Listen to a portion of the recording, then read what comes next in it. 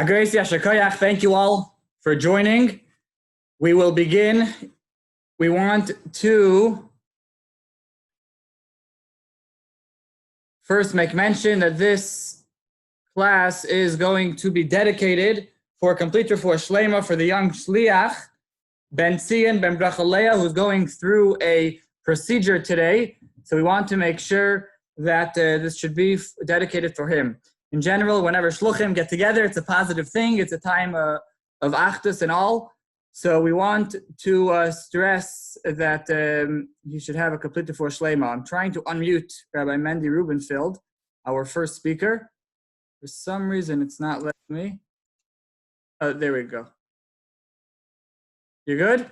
So without further ado, I would like to introduce our first speaker, Mendy Rubenfeld. Mendy Rubenfeld is a shliach, if I'm not mistaken, in Poway, California, who has a tremendous kach in Mashiach for quite some time already. He has given some presentations in the past. He has connected many ongoings, new inventions, new ideas in the world with the Geula.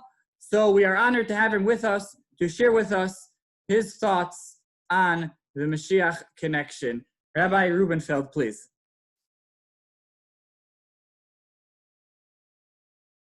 Can't hear you, Rabbi. 1 second.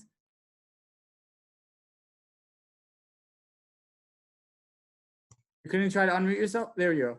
We're live. Can you give me screen sharing capabilities? Yes, I will make you the host right now. You can make it a co-host. I don't know if I want to be a host. That's what I meant.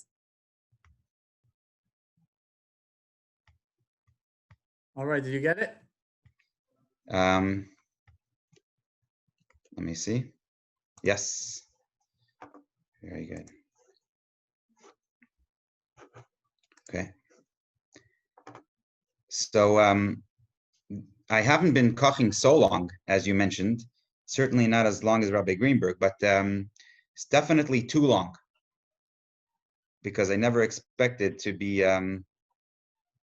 presenting this at this time, so late in Gullus, you know. The expiration date happened such a long time ago.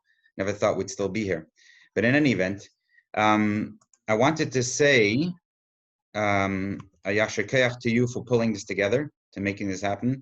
I just watched the last program that you had, and I was very impressed. I didn't watch all of it yet, but I intend to. It was very, very good. So I hope we can keep up that level of excellence. Before we start, I just want to say in the last one of the shluchim was mentioning that a lot of people are available. That means people usually you can't get to come to your community. You can get them easily now because everybody's home and it's just easier. People have more time.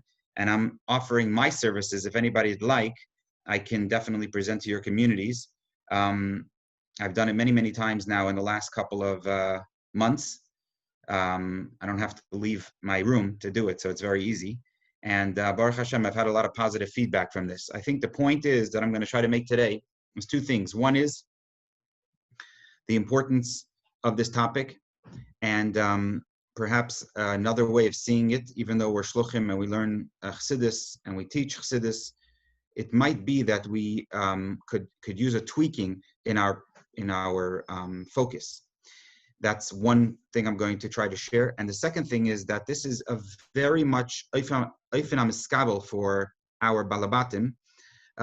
Before the corona hit us, I was doing kind of like the West Coast up and down from here for different shluchim and different Chabad houses presenting. And generally speaking, it's very, very well accepted, sometimes extremely well. That means some people, I try to bridge a gap. This is the gap. The gap is between the shluchim, who learn Torah and Avodas Hashem and know what Chassidus says and know what the Rebbe wants. That's one, but they don't necessarily know what's going on in the world around them, and which is not a bad thing, generally speaking. But in this case, it is, because we're missing something so critical. And then you have the Balabatim who know what's going on. Often, many of them know what's going on in the world around them, but they have no idea what the Torah talks about. So there's no way to connect these dots, to bridge this gap. So I think that it's our job. I know it's our job. Many of these things I'm going to say today, I think, but this is something I know. It's definitely our job to share these ideas with our balabatim, with our family, with our friends, with everybody that's willing to listen to us, because there's nothing more important than this topic, the Mashiach today. Everybody knows that.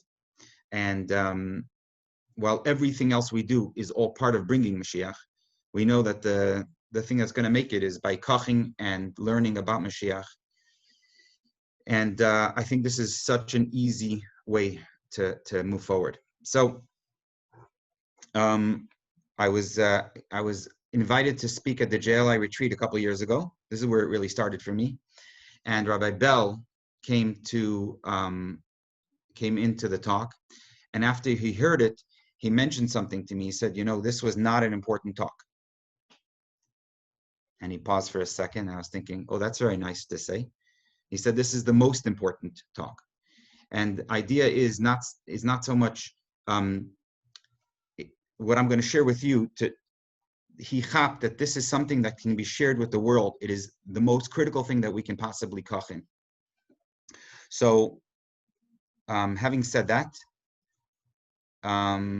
you should be able to see, Mendy, can you see the screen, the picture? Okay, good. So just a couple of things over here I'm going to go through quickly. I don't have a lot of time. So this is some of the things I shared with different communities. So therefore, I took screen shares from Chabad.org, whatever. I think that Lubavitchers have to come to a certain understanding that when you look through in Chassidus in a specific form, we see that Chassidus is absolutely hyper-focused on Gashmis, or this physical world. So when we go to yeshiva, for example, when I spoke to my kids' yeshiva, the mashpia want to throw me out, because here I'm talking about how important Gashmius is, and that's not the message that they're sharing with the Bachrim. It's kind of like the difference between Iskafia and Ishapra. And I think that we can no longer just sit in Iskafia. Of course, it never goes away, but to just be focused on Iskafia when we have Ishapra, and that's the key of everything, we're completely missing the point. We have to grow up. So there's a mimer. Let's see if I can share a second screen. I'll stop this one. There's a mimer, B'chedesh Hashlishi, from the Rabbi. And as I was reading it, it was so incredible. V'hine mevur ba'adrushim, sha'atayre nikra oiz, v'tzishia, oiz l'nefesh alikis, v'teshuv nefesh avamis. V'zeh sheyesh b'tayre shnei inyanim eile. Ashen ishlavsha b'inyanim hagash gashmim hu, ki makir ha'tayre v'yisaydahu, v'erein se baruchu, ba'atzmusei, ba'atzmai, u'b'chveidei. The makir of the Torah and the Yisaid is erein se baruchu, v'gilai b'china zu, the Torah, u'kshilim the Torah shel ha'adam hu b'bittel, kenach ha'kera. One second over here. I'm looking for my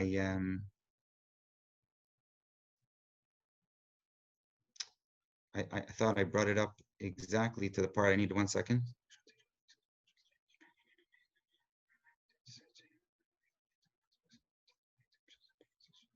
Okay, I can't find it, so I'm going to jump into, oh, it's the wrong mimer. Sorry, friends.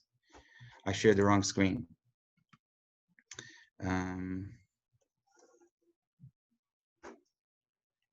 Give me another second.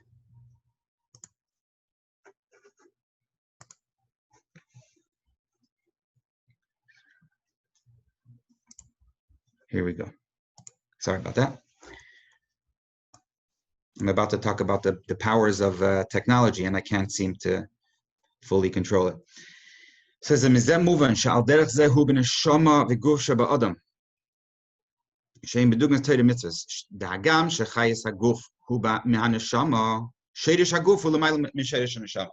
I'm starting to learn these Maimarim, and I'm bouncing them off some of my chaverim, my fellow shluchim, and it doesn't seem to go very far. Certainly not as far as I'd like it to go.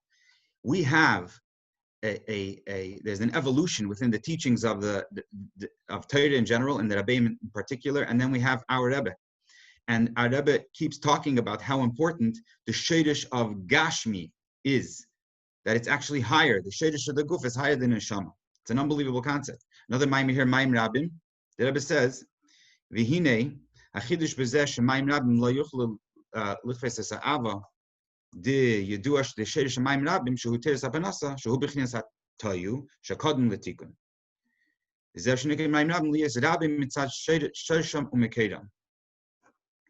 the Rebbe, if you look at this through a little bit of a different, it's not completely different, but a little bit of a different eye, a little different lens, you see the Rebbe talking about the koyach and the power and the sheidish of Gashmi being higher than Ruchni. There's another part in one of these Maimarim, I can't find it exactly, I didn't look it up before, but the Rebbe talks about the fact that when Mashiach comes, we're going to have the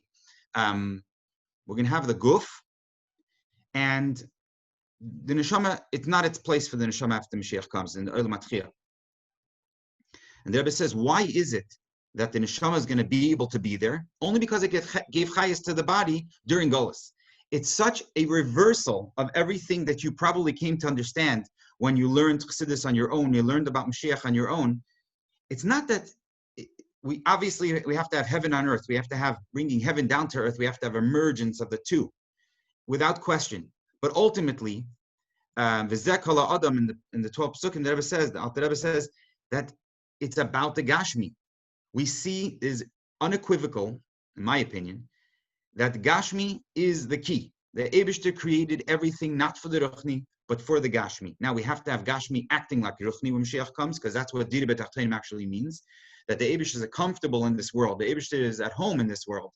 And a home is a place that you're completely comfortable. But it has to be Gashmi. It has to be in this physical world. You have to be able to show the true koyach that Gashmias has. Now, that's a quasi-introduction to what I'm going to share with you now.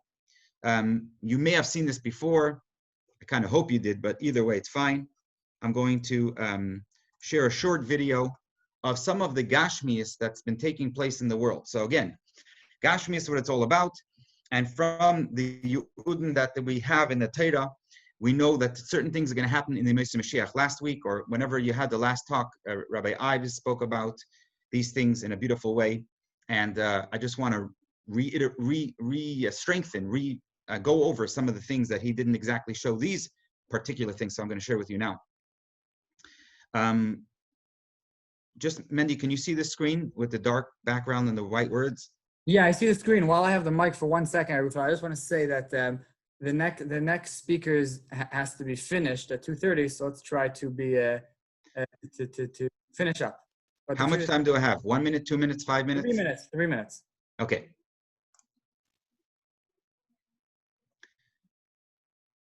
So these are pictures of a yeshiva in Missouri that used to be a school for the deaf, and now it is a yeshiva, because millions of students who used to be deaf are able to hear now they're in schools.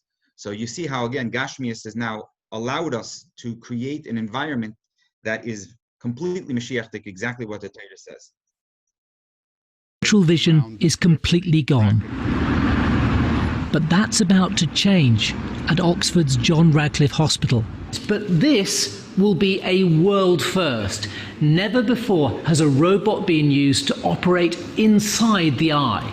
Inside, it removes a membrane just 1/100 of a millimeter thick, shown in blue, which is covering the retina, allowing the hole in the retina to close.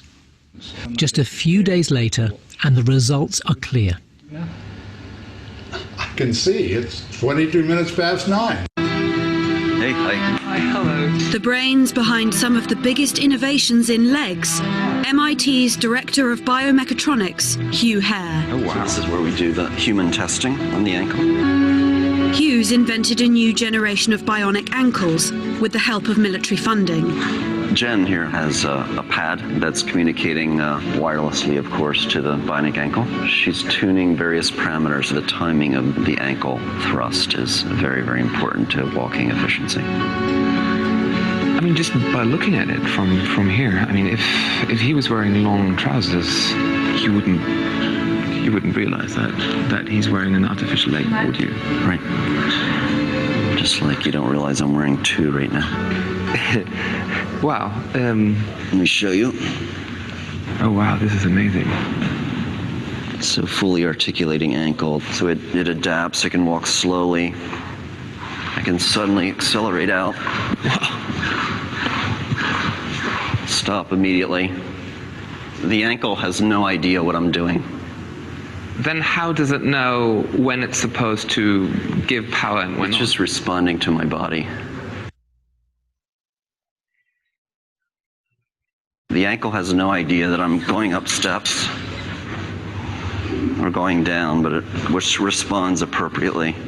So that's, That is absolutely amazing. That's that. I'm going to wrap it up because of time constraints. I just want to say that there is about 20 different points that I can point to that are absolutely unbelievable, like what you just now saw, becoming real in our world. Already has been, and of course, if you look forward, it's completely amazing.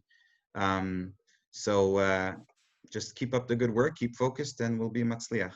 Thank you. All right, Rubenfeld, wow. That is fascinating stuff. I mean, we know that the world is developing, but over here, it's like you're showing us some of the simanim that specifically says about how everybody's going to be completely healed is developing, so to speak, on its own. But of course, it's only because we are right by the Geula.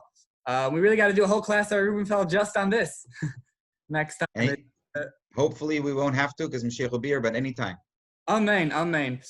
Without further ado, we are privileged to have with us from Rothman Coaching, Rabbi Shmuly Rothman, who for his entire day fully is primarily, when it comes to his shlichus, if I'm not mistaken, focused on helping shluchim in general, I think specifically in the area of fundraising. So I wanted Rabbi Rothman, Rabbi Shmuly, to take us for a couple of minutes, and specifically now as we're, so to speak, going from Corona Tkufa to a little bit more of getting into some sort of normalcy. Rabbi Shmuly, please. Thank you, Reb Mendy, and the Reb Alter Mendel Pinchas. Good to see you and good to hear you. And I'm going to pick up on what you left off with. The idea of the ankle going where it needs to go because the body is sending messages. Essentially, there's one small difference between those who don't fundraise well and those who do fundraise well. What's a small little difference? People who fundraise well are on top of the mountain looking down. What does it mean I'm on top of the mountain? I'm a lighthouse. I have the koyach of the Rebbe. I have the koyach of the Eibishter. I am shining that light and I'm attracting people towards me. How do I create attraction? When I think about another yid, about what can I do for another yid, I draw them towards me. Little secret, it works with your wife and your children as well. When I'm looking mamata lamaila, I'm on the bottom of the mountain. The gvir is on top. The guy with the money's on top. I'm on the bottom, and I'm thinking, this is what I need from him. I'm pretty much cementing in place the fact that I'll never get close to him. So the guys who are the small percentage of people who fundraise really well, and the money comes flowing in, they don't need anything from the donor. They're here to give. They're here to give the donor a bracha. They're here to give the donor a schus. They're here to give the donor the satisfaction that a donor only gets when he does the mitzvah of tzedakah. And you can go deeper into the Alter Rebbe's Osius on what happens when you give tzedakah. So when I'm in it for what I need, I'm up a creek. It's going to be a painful, unpleasant reality. When I'm in it for what I'm here to give, there's never a scenario in fundraising where I'm not in the mashpia role. And when I'm in that spot, there's always a yes. There's always a yes, because even a no to money, for example, is actually a yes to give the yid the schos of Artzon Rebbe, give him a chance to give a bracha. There's always something to do. So Mendy, that's watching that ankle follow naturally. When my head is in the place of I'm here to give these people a schos, I'll show up with the right material. I'll show up with the right information. It's all going to flow, because that's what happens when a good teacher walks into the classroom. The Talmidim are there. It's just a good, healthy connection. A couple of nyanim, which little nimnah nimnos, pack this into 7 minutes. A couple of nyanim I'm going to get to right now. So first and foremost, nothing's different. Absolutely nothing is different. Moistas need money. Donors who still have money are blessed that they have money. And the way they express their blessing is by giving the money. There's nothing that ever gives them in life more satisfaction than giving tzedakah. And take a look at Rabbi Chay Amar. You can give us a first-hand report from some of the expanse of Gashmias in Golden Beach and neighboring areas. And all those people need is another car and another high rise and another beachfront, because what they have doesn't give them satisfaction. But the money they give to tzedakah changes them spiritually, emotionally, physically. So that hasn't changed. Number two is those that have deep pockets, those that are compassionate, are more compassionate now. And there were a lot of predictions. I don't know who has the koyach to make predictions other than the Eibishter, but there were a lot of predictions right when Corona launched that there's going to be a spike, it's going to go up, and then it's going to crash.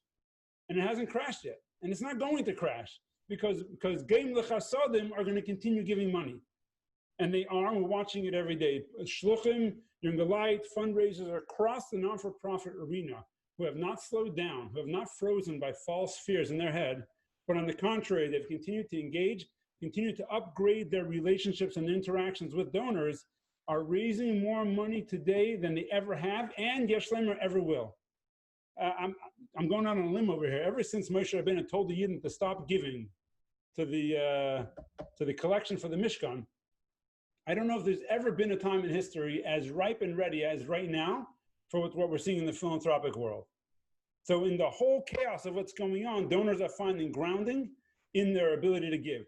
So you show up like a mensch with edelkeit and sensitivity, and you use a lashon, something along these lines. Reb Yid, can I ask you a sensitive, support-related question? And the Yid says, sure. And I say, I'm taking responsibility for the finances of our organization. Budgeting has changed in face of the Corona reality. We're facing certain growth. We're facing certain donors dropping off. We have a new shortfall that we could not have planned for. Would you welcome a conversation about helping us bridge the gap? I still haven't asked him for a dime. I'm finding out if he's the right guy for me to be talking to. There's a Rosh Teva CPI, capacity, philanthropic in nature, and interested in my moisid. So I want to run everybody I'm talking to through this funnel. Does he have capacity? Because some people are very giving, but they have nothing to give. It's not going to help you. Some people have a lot to give, but they're not givers. It's not going to help you either. And then if they have what to give, and they're nediv lev, they're giving people, that's where the shliach steps in and says, are they interested in my moisid? If they are, great. If they're not, what can I do to be ma'ir their ratzon to have a connection to the Rebbe through giving tzedakah to the moisid?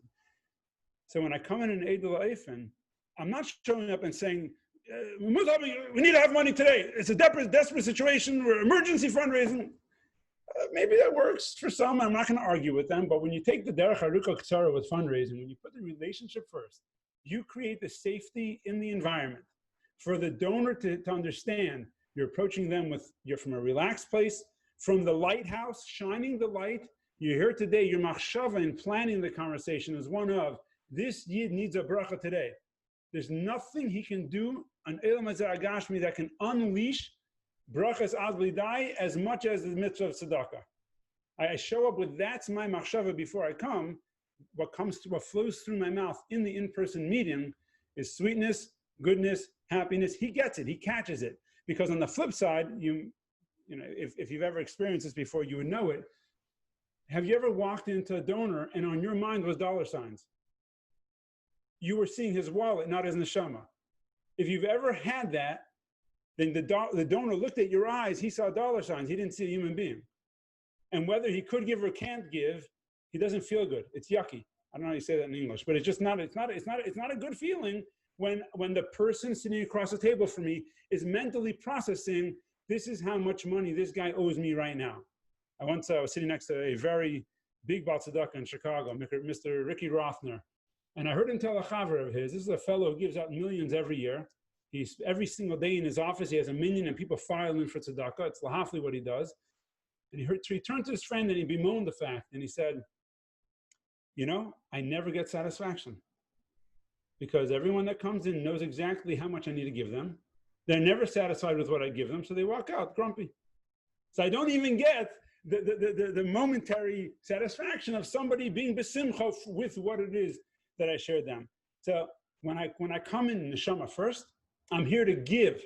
I'm here to give him a bracha. I'm here to give him a mitzvah. I'm here to give him the warmth, the love, the passion, the everything of the Rebbe, which shines through you as the Rebbe's representative, then he's the Makabel. Even if he says, I put the question out there, can I ask a sensitive, support-related question? Even if he says, Rabbi, I wish, I'm so terribly sorry. It's tough times, and I can't do anything. And you look at him and you say to him, with all the warmth in your heart, can I do what I do best as a rabbi? He's like, I thought that's take my money. And you say, no, can I give you a blessing? And he melts in your hands or in front of the Zoom. He pashut melts. And then you say to him, before we go, can I share with you a word of inspiration? He says, oh, please. And you have a very clearly articulated 30 to 90 second Dvar that has a beginning, a middle, and an end with a Pel Mamish. And now, if he never heard a verse from the Rebbe before, so it's like the Rebbe's Terek HaKafta kind of concept.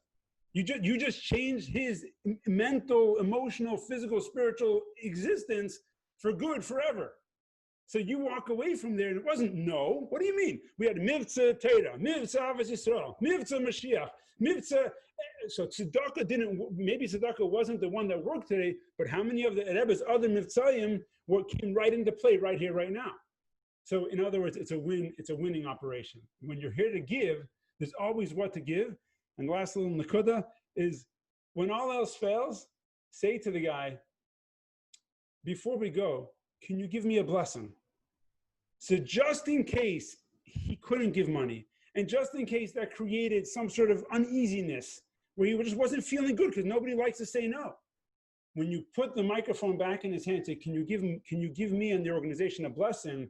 Mitamol, he becomes a mashpia. He finds deep satisfaction. And when his head hits the pillow that night, he's going to remember that his supersonic, really special, grounded human being was in my presence today, and that made me feel good, which will bring him back. We make the kalim, the Eibusher fills them, and most of the time we have no idea where, when, why, and how, but that doesn't stop us from putting our best foot forward and getting the job done. Mendy, thank you for the opportunity. Hatzlacha Rabba to the rest of the program. Reb Shmuly, thank you so much. For those of you that are not familiar, in addition to being able to go to Shmuly for coaching, he also has WhatsApps that he sends out, which are quite inspirational. And if I could take 30 seconds of you, Shmuly, to hold you here, just to tell you, I didn't share this yet, but during this whole Corona and everything going on, so I participated in some of your classes and things like that, which gave an extra push. And like you said at the end, we make the Keli and then the Eibusher sends the brachas, sometimes from a completely different place. So we're not here to hear me now. And just briefly, I in Baruch Hashem, we're in the middle of building a mikvah in Springfield, and the largest dedication opportunity on our flyer is the name for the mikvah, which we never actually thought that we would get, but we made a Keli and we put it in there. And literally a week and a half ago, we get a phone call, an amazing story if somebody wants to dedicate the name. Out of nowhere, middle of Corona, middle of riots, the middle of who knows what's going on around the world. That's when we got that amazing phone call. So Shmuly for always being there, giving the extra push. Without further ado, I would like to move on over here in the program. We have lots of things. We're trying to put in 1 hour, many areas where Shluchim can gain, whether it's practical things like fundraising, whether it's things like Mashiach. One of the important things that we all have in our life is the concept of chinuch. So Rabbi Amar from Golden Beach, Florida, the Rebbe Shliach in Golden Beach, who I can take mention to thank him now for the Sefer Torah that we're using in Chabad of Springfield since we opened up, is being borrowed from Chabad of Golden Beach. But Rabbi Amar, please. Chaim.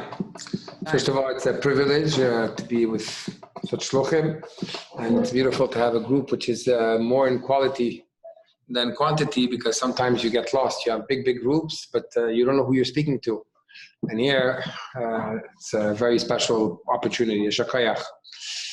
So the topic of today is chinuch. I think that with this corona, we've had a special opportunity. And anyways, I tell you, I have a married daughter that just became a grandfather 2 weeks ago, Baruch Hashem, to a granddaughter, to Raleah. And my youngest is 8 years old. So we've been together in the house for a good period of time, as we all know, isolated. And that has done some very good things in the sense that sometimes there are certain kids which you have certain issues with, which you don't want to face. And as long as they're away and you're busy and they're busy, you could find all the excuses in the world why you're not going to deal with the issues. But now that we've been cooped up, Baruch Hashem, together in isolation, it really brought us to a level where certain things that needed to explode finally exploded, and we were able to communicate and really come to what we call emek hashaveh, to see eye to eye in certain areas and respect each other's boundaries.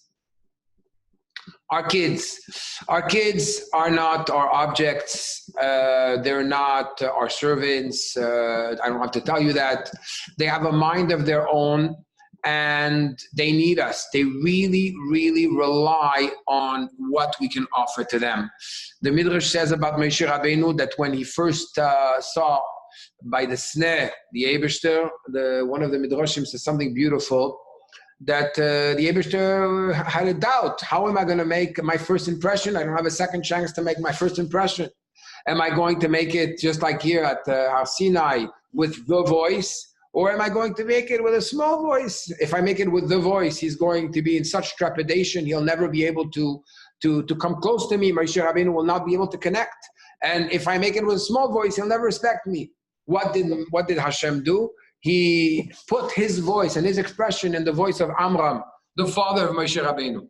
And like this, it's a voice that enables the student, the Moshe, to come to his father and respect him, and at the same time not be in a state of trepidation.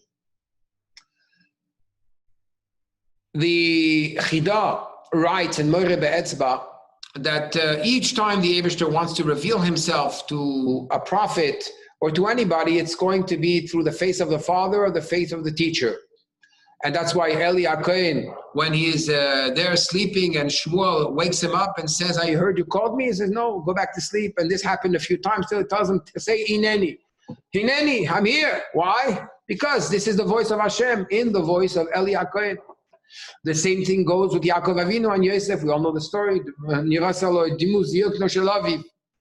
And the question is for us, talking about this, how do we get our kids, which have, like it says in Kuf Yotes, right? Pasuk Kuf Tes, Nafshi bechapi tamid. Nafshi bechapi tamid means that my soul is always in a state of fear. But you could say Nafshi bekapi, in my hand, tamid, right? And indeed, in 1 second, in 2 minutes, suddenly something happens, and the most greatest treasure you invested your whole life with, your whole life in 1 second can slide away. Just yesterday, I was speaking to a young boy from beautiful Siddish Mishpacha and everything. He's been going out with a girl for 4 years, and he wants to be attached to this girl, and the parents don't know what to do. Right? It's things which are reality, the reality of Yosef HaTzadik. So what gives the power to Yosef to be in Arvas Haaretz with all the dysfunctionalities of a family? His mother dying at 9, his brother selling him at 17, and for him to be desired in such a high position in no Jewish land to be able to withhold. So I heard a beautiful perush. It says, Vayimayin, that Yosef HaTzadik Vayimayin, he refused to be with Potiphera. Where did he take the koyach? Where does a young 17-year-old take the koyach of Vayimayin? Because a few psukim before it says, Vayimayin leisnachem. Yaakov did not refuse to give up on his son. And therefore, because he refused to give up on his son, Yosef had the power to refuse to give up on himself. The first thing we need to do is not to be judgmental of our kids. We need to create a connection. At the end of the day, our children want us to feel, they want to please us, they want us to love them. This boy was telling me, I know my parents told me do whatever you want, but I want their bracha. I don't just want that they should just let me do whatever I want. A child, 20, 25, it doesn't matter who he is. The child is always inside. That voice of the father, of the mother is inside. I have a boy in California. I'm in Florida, as you know. I have a boy in California that his father used to be, you're always judgmental. Why do you dress like this? Why do you do this? Why do you do everything? He says, and he has a very successful position. Unfortunately, he fell into drugs and fell into addictions, and it's very hard. Each time he goes up, he goes down again. It's terrible. I say to him, let's call him Yossi. Yossi, I spoke to your father, and he regrets the way he put you down so many times with these words. And he realizes he made a mistake. And then he told me something. He told me, Rabbi, I forgave him, but his voice is in my head. Everything I do, his voice is in my head. I want to do this. I'm not going to be successful. I want to do this. I'll never be able to actually get to where I need to get. The voice, the way we express ourselves to our kids, that's number one. Stop putting them down and using different terminologies to label them and say, oh, you always do this. That word always is a killer. What do you mean? I'm a what? I'm an always? I'm not always. Sometimes it happens. You sometimes behave like this, and I know it's not you. Recognize the truth of who your children are and give them that appreciation, right? It's a question of energy. Mendy, I'm sorry, how much time do I have? I don't want to go over my time. It's 2:40. Let's do 2 more or so. What? Can we do like 2 more minutes? No problem.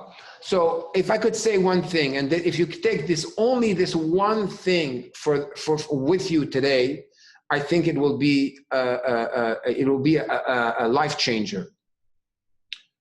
Energy. Where the sun is, that's where the sunflower turns. Energy is where it all happens. If I'm going to put my energy always, when there's something negative, the tone of voice raises, the words raise, the facial expressions are negative, this is what the kids remembers. But if you decide to change and decide to put your energy into the positive of the child, then at that moment, that's where it's going to grow.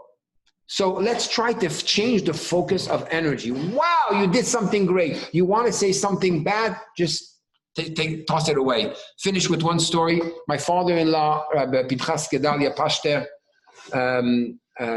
was once by the Rebbe in Yechidus, and he asked the Rebbe, I don't understand what the Rambam says.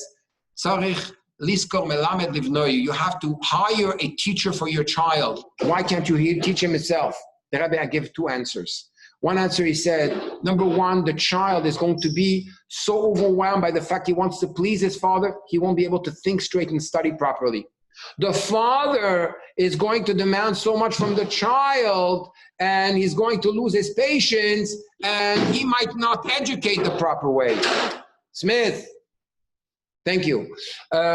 So you need to find that balance. So you take a third party. I want to tell you, this is what I did many times in yeshiva. Try to take a third guy, a shliach, a bacher, somebody I trust, to communicate what I need to communicate to my child so I can keep a good relationship with him and he can get the messages he needs to get. We're all at fault. We all did things which are not proper. I believe that each one of my kids is another facet of my personality I need to fix. So instead of fixing them, try to fix yourself. And once you try to fix yourself and you are that example and you do it with simcha, you do things with simcha, then everything is with simcha. One more story.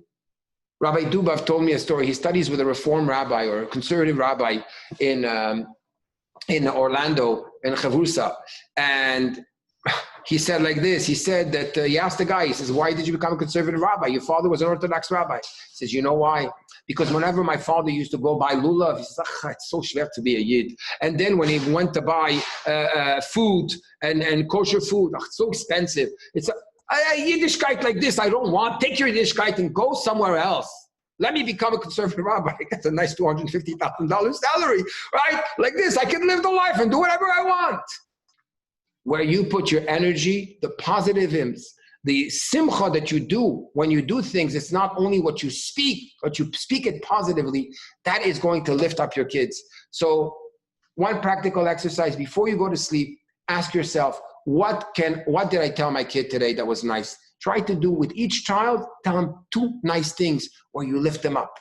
Take them to the side, say it with a silent voice, with a smile. Look at them eye to eye. My son, my daughter, I want to tell you, you're so well put together. You're so organized. You're so nice. So if you say so, then that's what I want to be.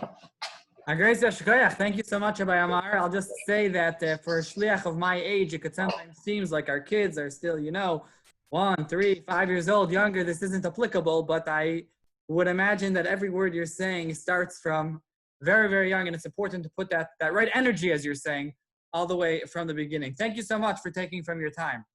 Without further ado, I would like to ask a good friend of mine, Rabbi Yossi Vorovitch, shliach in Georgina, Ontario, in Canada, to share with us some of his thoughts regarding calendars. This is the time of year when a lot of shluchim focus on making their calendars, and maybe because of Corona, things are a little different. Rabbi Vorovitch, please. Shkoyach, Mendy. Shkoyach, and thank you to all the Ma'arganim for today's program, second program. So for the past couple of years, I've been doing some graphic designing on the side, and in the summer especially, I've been helping out designing calendars and being at the back end of calendars. So I would like to discuss today about calendars. I'm going to especially gear the discussion towards shluchim that are on the fence and whether to make a calendar. They never made a calendar before. Is it important? How hard is it? What does it take to make a calendar? And I'll walk through a couple steps. And even those that do make calendars, hopefully can maybe pick up a few tips while I am discussing regarding calendars. So first of all, the purpose of a calendar, in my eyes at least, I see 3 specific things. The first thing is Pashut Miftzayim. Imagine the fact that your Chabad house calendar is going to be hanging on your balabasses, people in your communities, in their kitchens, in their homes, in their offices. And for 12 months a year, you have a piece of paper that's hanging on their wall where they could pick up tons of Yiddishkeit from it. They could pick up explanation of what Yom Tov means. They could understand what certain Yemei Pagris are, what certain of the Rebbe's Miftzayim are. So Pashut from a Miftzayim aspect, imagine the fact that they Pashut sitting on the wall for 12 months, 13 months a year technically, because calendars go from September to September. So it's Pashut a great Miftzayim tool to use for your community. Another aspect is Pashut advertising, marketing your Chabad house events, your organization. The very fact that you have your calendar out, and in your calendar you put certain events. So people see those events, for example, Purim, people see that there's a Purim party happening, and you put your Purim party in the calendar. So the very fact that it's on their wall, they'll want to maybe have another wanting to join your event. And the third point is Pashut, you get fundraising from making a calendar. Rabbi Shmuly Rothman spoke plenty about fundraising, but the very fact that you sell advertisements to local businesses, they pay for spots, and the fact that people add birthdays and yahrzeits. You could some calendars you could add birthdays and yahrzeits in it, and people do dedications. And also, when you send out your calendar, you send also a return envelope with a pledge card, and a lot of times people send back a donation before the new year, before Rosh Hashanah. They send back a donation to the Chabad house, so it's a great opportunity to also use it for fundraising, making a calendar. So in the overview of calendars, there's 2 types of calendars. There's obviously a custom calendar where a graphic designer, you pay a graphic designer, shliach pays a graphic designer full on to design the calendar from A to Z, the whole 9 yards. It's specifically geared for you. You say what you want and they design it the way you want it. Another way is a generic calendar. When you have a calendar, you buy a calendar from a company. There's a bunch of companies, an art calendar, a generic calendar. They print tons of calendars, so obviously it's a lot cheaper. And all you do is you personalize certain areas in the calendar. And even that, you could hire a graphic designer to add in those business cards and generic your own personalization, so you don't even have to do it yourself. You could even pay someone to do it a couple dollars, and if you're properly prepared, it would come out a lot cheaper. So when it comes to preparing for a calendar, it's very important that you are organized. People think that making calendar is extremely, extremely expensive. But the fact is, the secret is to be organized. Like I said earlier, organized is very, very important. When you send in all your information to a graphics designer, or even when you're uploading yourself to any website, whatever you're using, whatever company you're using to print your calendar, if you know what you want and you have all the information prepared beforehand and no mistakes and everything organized, then you will save yourself money, if you're hiring a graphic designer so that they don't make any mistakes. And also, it will save you a lot of time. The first few pages in a calendar, usually people use to write the rabbi's letter and specify different Chabad House events. So you could write different ongoing events during the year. One of my preferences I'm very pro doing, I personally do it, is I use one page for a collage, pictures. I use one page and I add tons of pictures of all the different programs I had in the past year. And during the year, even when I meet new families or a donor that I haven't given a calendar to, I take along another calendar with me and I show to them, and I show different events that are happening in the Chabad House, and I show pictures that are ongoing of different events. And so people have a feeling to want to join the community and take part in the community. So it's a great opportunity to use that also out when you go and meet new people.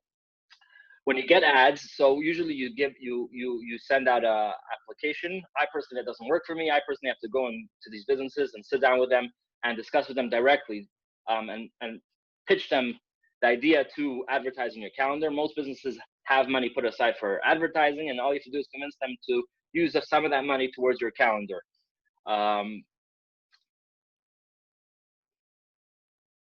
So you fill up the calendar, usually depending on what calendar you buy from certain designers, you fill up certain advertisers in different boxes. Also, it's important that you use out the calendar. You sit down and you plan out all your big events of the coming year, and you add in the calendar all your big events that you know are going to happen during the year. For example, Turen, and you prepare it and you write all the information in it, because it's important that the people in the community see that you're making these kind of events. Another thing people also do, a lot of, I believe, companies offer this offer that you could add in birthdays and yardsticks in the calendar. So it's very simple. I know I work with a lot with a shliach, Nassim Garari. He has a company called Chabad House Calendars, I believe, chabadhousecalendar.com. And all I do is add a Excel sheet. I upload an Excel sheet to his website, to his program, and it naturally generates all the birthdays and yard sites into the calendar itself, so I don't have to do it manually. This year, obviously, it's harder because of this situation. There are plenty of difficulties that is understandable why it would be hard for shliach to make a calendar. So I thought of 2 tips, at least just for now, and if anyone has any other tips, maybe you can message me, and any suggestions or any questions, feel free to message me. 2 tips especially for this year. So obviously some people have a doubt. Should I go to businesses and ask them for money to advertise in the calendar this year? Maybe it's not the right time, not the right place. So first of all, Shmuly Rothman said it's not an issue. You could go and speak to donors. But even if you have that doubt, so I was personally thinking even for myself to go and explain to the businesses that this year, obviously because of the current situation, we understand the current situation. Therefore, we're offering, this is my opinion, you don't have to agree, we're offering free advertisements in our calendar like you did last year. And all you have to do is, and that's it. And if a business could afford it, I think any businessman, any person in your Chabad will say, listen, Rabbi, I could afford it. Here's your $100, here's your $300, whatever the amount they give towards the calendar, they'll be ready to do it. And if they don't, so that you do it for free, I know it will cost a little bit, but I think down the line, when the times are going to be a little bit better, they will say, Rabbi, you thought of us during the hard time. Here's a donation towards your Chabad House. So I think it's a win-win situation. I don't think necessarily it's a loser, and we know that everyone's going to say about Chay. So I believe that that's a very good option. Another problem people think was, well, if I put events, what kind of events am I going to put on my calendar? I don't know what's going to be this coming year. So it's very simple. One option is you can put an event in your calendar, but instead of writing details of your events, you write it close. You write, for example, making a Purim party. You don't have to write the time and place, but rather write the date. Purim is happening this day. And for more information, visit our website, call our office, reach out to us on social media, so on and so forth. That could be a very practical way in putting in events, and not writing too many details. Anyways, Asher Koyach and Atzlach Rabbi. Thank you so much, Rabbi Yossi Vorovitch, Chay in general, for speaking about the importance of calendar, which I agree with fully, and for a few tips regarding this year specifically, how it's different. Us personally here in Springfield, we're struggling. We're not sure exactly how to go about 13 Inyanim. So thank you for sharing those tips. I'm sure they will be very practical for many. Without further ado, I would like to ask the Rebbe Shliach in Buffalo, New York, by Heschel Greenberg, to please, all fine and dandy, everything nice, but what are some practical lessons, everything going on with Corona, with these protests around the world? Rabbi Greenberg, here, please. First of all, Yeshakayach for this very beautiful get-together, one that has inspiration and also is practical. It's a very good combination. I want to talk a little bit about the matzah of today, in the last few months, this year in general, and some basic heroes. It's nothing, no big chedushim here. You know, it's axiomatic in Yiddishkeit, as the Baal Shem Tov taught us, that everything is b'ashgacha pratis. The corollary of that is that everything that a Yid hears or sees has to serve as a hero and avodas Hashem. While we don't know why things happen, this is very important when we're talking to our Mukaravim, and it seems to them that we're trying to justify suffering and pain. We say no. We don't know why the Eibishter does things the way he does them, but if we are exposed to these things, Hashgacha Pratis, we saw it, we heard about it, it has to teach us something. Otherwise, the Rambam says, a person that says Mikra Nikris, it's only a coincidence, it's cruelty, it's insensitivity. And I want to just focus a little bit on that, because how does one define Golus? Golus, if I had to define it in one English word, I wouldn't use the word exile. Exile doesn't mean anything to most people. I would say it's insensitivity. That's what Golus is. The Gemara says one of the things that the Eibishter regrets creating was Golus. Why Golus? Why did he regret that? So I think one way of looking at it is, in our world, anything that is a threat to us, we recognize as a threat and we recoil. We withdraw from it. We run away from it. The bigger the threat, you see a lion not too far from you, you're not going to try to get any closer. You're going to try to get away. Either physically or emotionally, you're going to recoil. There's one threat to our existence that the greater the threat, the less we are sensitive to that threat. In the Gashmistika world, that's called a fire. When there's a fire, what kills most people in the fire is not the heat, it's not the fire, those are the fumes that put you to sleep and make you insensitive to the threat. So the stronger the fumes, the less you will be sensitive to the threat. It's the opposite of everything else in this world. That's exactly what Golus is. Golus, what's so terrible about Golus, and maybe that's why it says the Eibishter regrets doing it, because it's not a direct threat. We can defend ourselves against a direct threat. Why am I saying all this? Because we have lived through a year, Tovshin Pei, and what happened in this year, this might sound a little bit humorous, but it's not intended to be humorous. Pei, because everything is Bashgacha Pratis, Pei stands for pandemic. And the pandemic was preceded by attacks in two cities, Pittsburgh and Poway. That happened last year, the year before. But it's the Pei, the pandemic, that jolted the whole world. Someone pointed out that since Matan Torah, there was never an event that actually related to and jolted and affected the whole world. And it's supposed to wake us up. We all became like Mitzrayim. We were quarantined.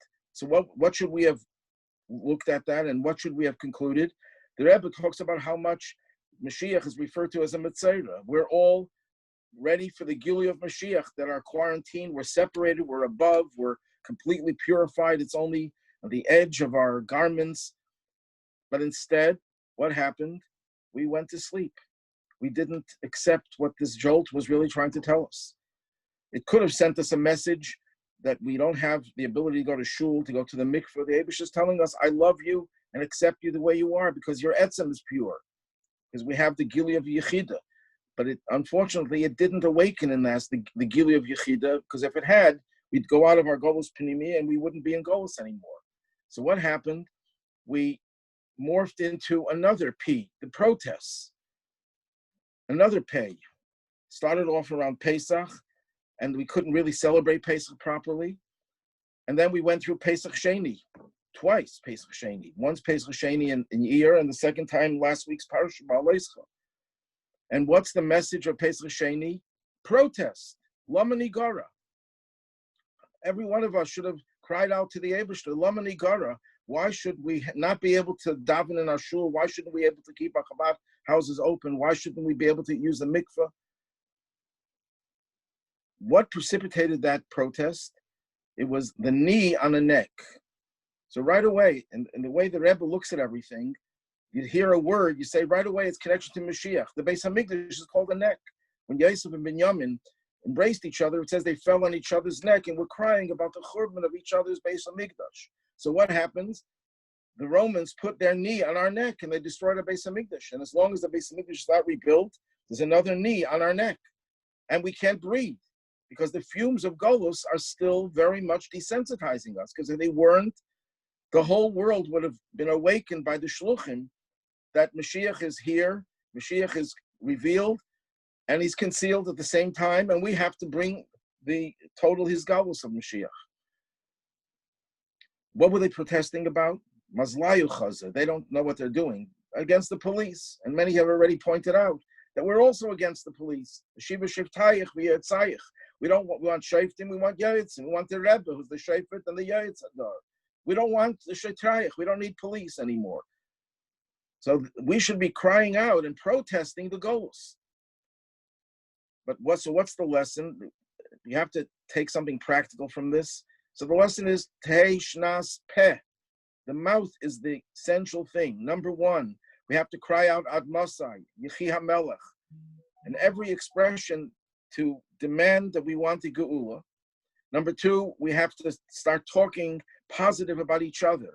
We have to get rid of the negative speech, politics, another P, all the things that keep us in this Golus Pnimi relative to the way we relate to one another.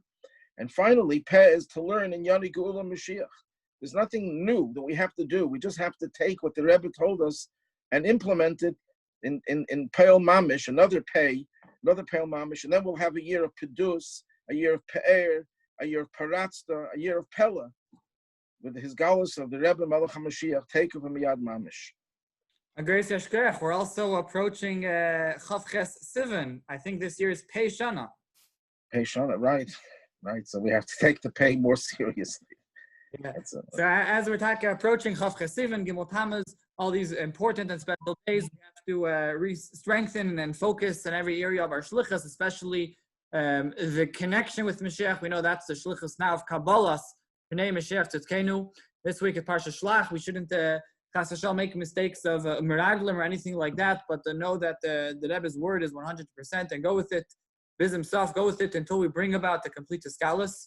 So it's already at 2 o'clock, so I want to finish off and thank everybody for coming, thank everybody who participated and everybody who shared, Rabbi Greenberg, Rabbi Vorovitch, Rabbi Rubenfeld, Shmuly Rothman, and Rabbi Chay Amar. And I'll just finish off with Bakasha, that's it. We should have the Geula. Yechi Adinenu, Mereinu, Rabbeinu, Melech HaMashiach, Leilam Vod, Agresia. Yechi Adinenu, Mereinu, Rabbeinu, Melech HaMashiach, Leilam Vod.